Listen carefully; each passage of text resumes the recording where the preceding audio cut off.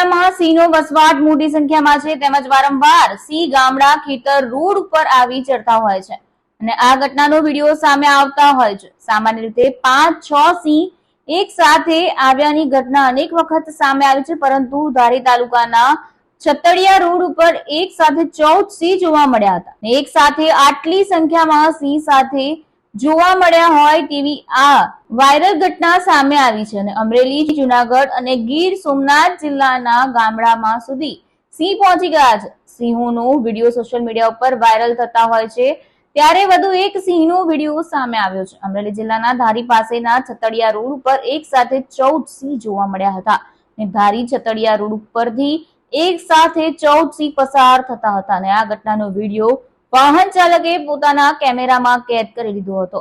બાદમાં આ video viral થયો છે અને એક સાથે 14 સિંહ જોવા મળતા લોકોને પણ નવાઈ લાગી હતી.